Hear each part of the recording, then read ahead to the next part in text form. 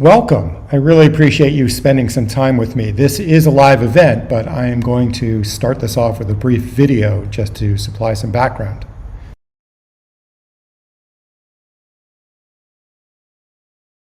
I am a classically trained painter. I don't have a lot of images from my undergraduate days or when I was trained, but I do have this image and this video here of some recent works that may nod towards that.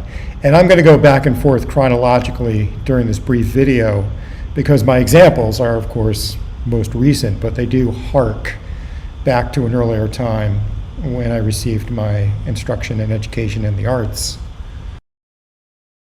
This is perhaps the most recent example. I was in an artist residency program in northern Iceland. Perhaps my most celebrated series of recent, however, involves what I refer to as the most precise paintbrush in my toolkit, which is the camera. I've been shooting on location with dancers recently, making these spectacular visions. This shot took all night. I was almost eaten by wolves, but it was worth it. And I've done a lot of work up in Jacob's Pillow, which is marvelous. I exhibited part of this series in the country's busiest airport at the time.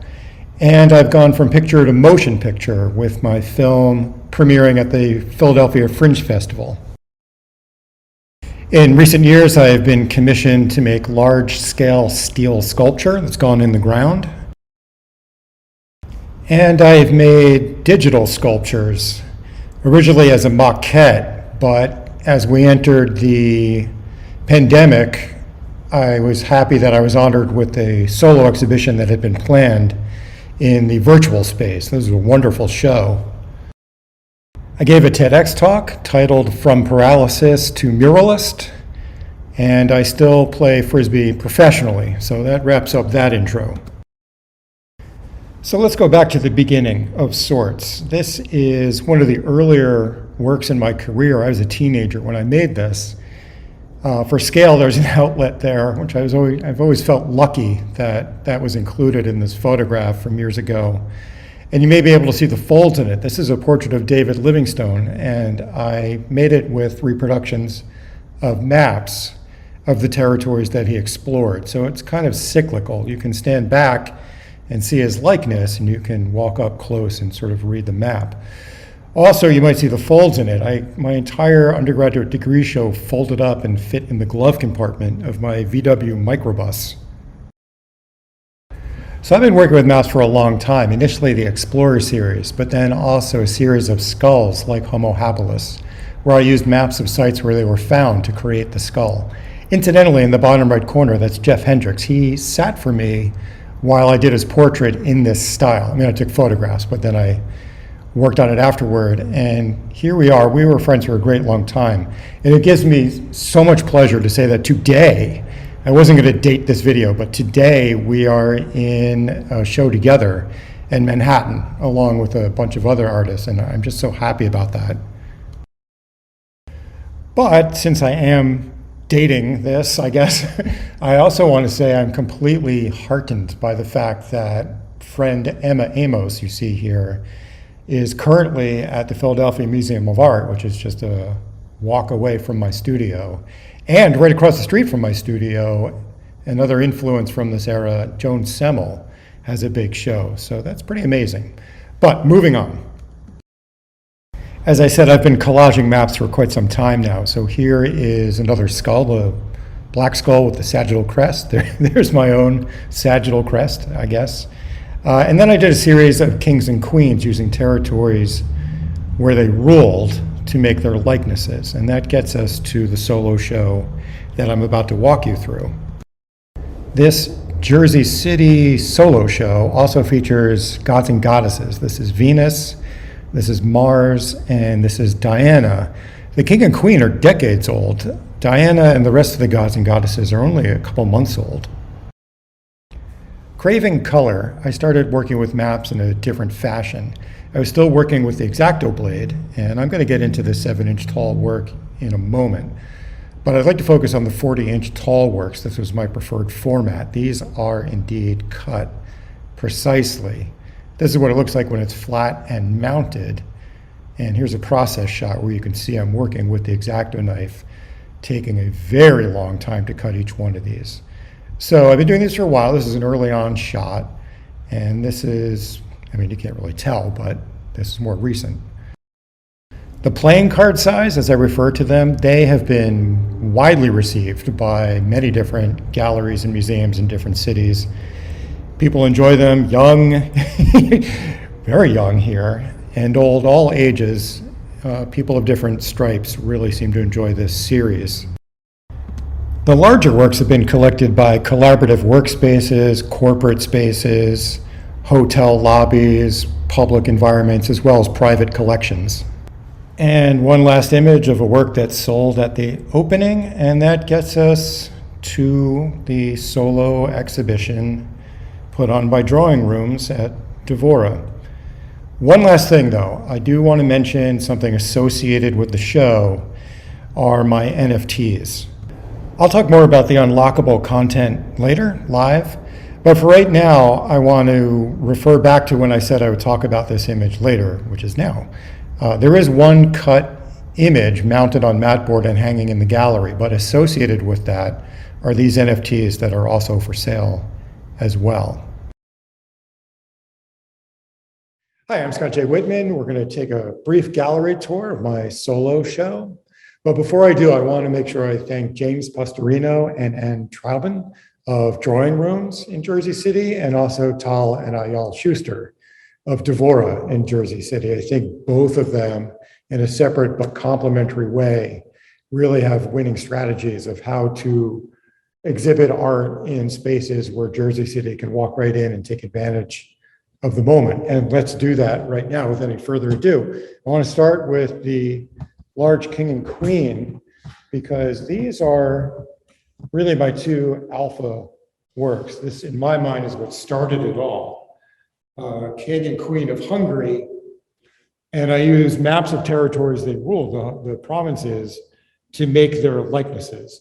I did this years ago. This is not only the alpha work in terms of material, but the thought process of making portraits and likenesses using maps of territories where, in the king and queen case, where they ruled, but you'll see I did explorers using maps of where they explored, Clark and Lewis.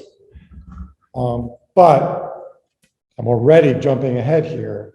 I want to say that these works are the only works of mine that are not framed, only works of mine of the series that are not framed.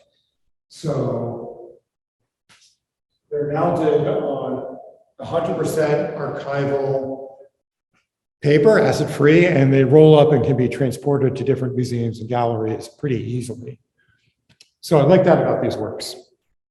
Moving on, since we're going to keep this a very quick, brief walkthrough. This is great. So if those are my alpha, those are my original two pieces that I made in this long body of work. These behind me are gods and goddesses. I have a series of kings and queens originally. The explorers I mentioned, I did a series of skulls like Homo habilis and Homo erectus, and I used maps of sites where they were found. And I did a large body of work of cherubs using base maps. And that was a real shift because I started using maps based on the aesthetic quality. And I liked how base maps look like marble. And I started making cherubs from Renaissance sculpture. Now, my newest series, and I made these right before the solo show, I'm working with Venus and Mars and Juno and Neptune. And I have more works on the way from the Gods and Goddess series, sub-series. I would like to mention that along with these base maps, this show is in Jersey City, and I think you can see right here, Jersey City. The reason for that is because of this map right here, which I'm going to unroll. I got this years ago. Okay, through the magic of editing, I'm back. Years ago, I went to city planning in Manhattan, and I got a lot of base maps from their flat files. he said it was a funny story. I went in, this is years ago before the internet, and I went in and I asked them if I could look at some maps, and they said, yeah, sure. What area are you looking for? And I said, I'm not really sure, which they've never gotten before, I don't think. Anyway, long story short, we had a long conversation, and when they realized what I was doing, they said, oh, come on behind the counter. So I was like opening every flat file I could get my hands on, and finally landed on this one. And I've just hung on to it ever since, happily so, because little did I know I would be making these works years later, a couple decades later. So that's these works. I want to move on to my color silhouette series. When I make these larger works, the other ones were cutting and collaging. Oh, I should go back and discuss my process, shouldn't I? Let me go back and discuss the process. Let's go right back to Venus. And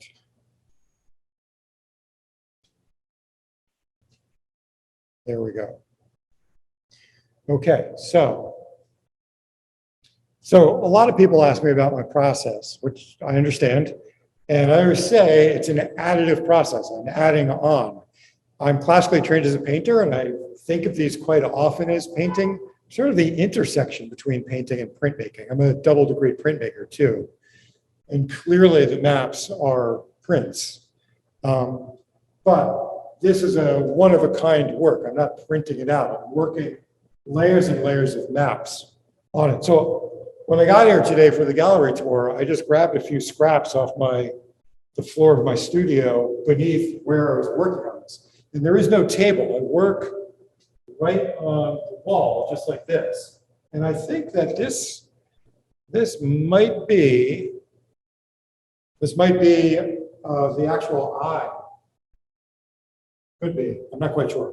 But so I will cut an area of map out that I think I need and apply it directly. So here's like another shard, and I obviously have different tones. And I just find a spot where I need, let's say I want to cut a strand of hair. I just cut, and voila. There we go. There's a little piece that I will then put on into the hair. Now, what I haven't said as of yet is that every piece of map, and I have reams of maps of different tones, every piece has a backing that I've put on it, which takes hours. There we go. And it is, I peel it right off. And what you've got here is an adhesive, map that can be glued onto the major work. Now, I would put it permanently on there. I would press it down hard. For this purposes, I just kind of tapped it so I could take it right off. But that is the general idea. Then, what are some of the other questions I get? I don't know. It takes a good long time to make these. It's the other works that I think people are more interested in how long they take. So let me walk you over here. Okay, so we're going to situate right here. This looks pretty good because I can stand here and then I can talk about the work, and the work itself is pretty large. I generally work in different scales when it comes to this body of work. I work in sort of like rib cage size, then I also work in playing card size. I'm going to get to those in a minute. They're right across the way here. But when I was working additively with the black and white big portraits of gods and goddesses, here is a series where I just make one cut, which is one long silhouette cut. And the big works, this is pretty big work, it takes me, I always get asked this question, I think this one would have taken about 8 hours, which I know sounds like a long time, but I go very, very, very slowly, because if I get at a certain point and I make a mistake, a slip, then that's bad news for a few reasons. I have to start all over, which I have done, which is why I go so slow, because I've done it once. I don't, when you're 5 hours deep into a cut and you slip and you have to start all over, It's not a mistake you make over again. So I go very, very slowly and just make sure I get exactly what I want. You know, also while we're here, this is the one big work in the show. I thought I would show that I really love working on this scale so that I can cut an incredible amount of detail. This big work here,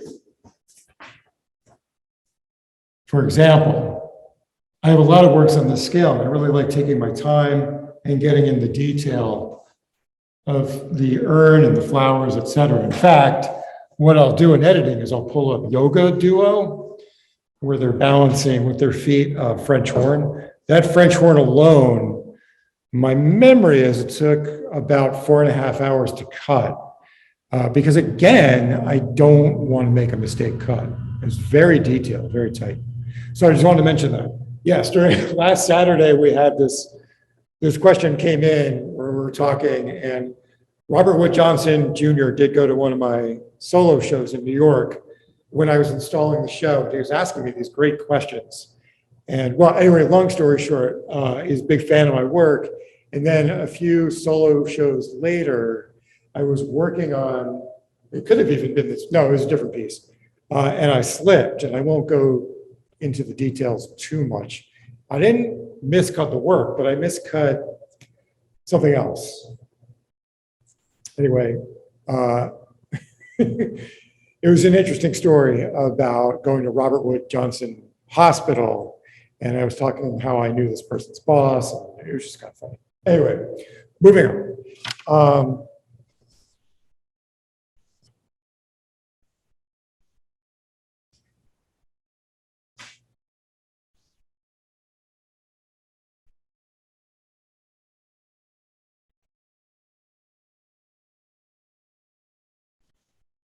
So these are the small playing card size works, and I've seen these hanging on the wall, obviously. I've also seen these on people's mantles. They're good, what I refer to as covetable size. As I was saying before, I work in sort of rib cage or almost wingspan size, and then I also work on this intimate scale as well. So these cuts don't take nearly as long. I think maybe just a couple hours. But I want to talk a little bit about how I make these maps before I even start cutting. So, matching of editing, I'll be right back. Okay, so why don't I bring you a little closer? Okay, this is good. I want to talk about this work. When I make these map works, the very first thing I do is make the actual map, and that takes days, sometimes weeks, because I go into the digital environment and I draw, with the mouse using the pen tool, I draw blocks, streets, roads, waterways, monuments, etc. And each one of those that I just listed gets its own separate layer in the digital file. And that's what allows me to make different works using the same original source map. For example, this work, I made the water blue and the bricks of Venice, in this case, or blocks, I made brick color, right? But then I went back and I made this work. I then cut this work with an X-Acto knife, glued it down to the mat board. But I'm working on a new work where I want the palette to be rose colored. I don't want to get the glare on it. Rose colored. So I made the water kind of a maroon, blood red, and then I made the blocks pink. And so anyway, it becomes a monochromatic red rose color palette. But then again, I have another work I'm working on where I went to the same original file, and now I have a green monochromatic palette to work with. And so those are the works that I will cut different shapes in. This is another common question. All of these are unique silhouette works. I'm not going to reproduce these two people in this upright base again. That's its own. But I am making a work involving three people in this rose-colored work. Anyway, that is the iteration and generational process of how I make these works.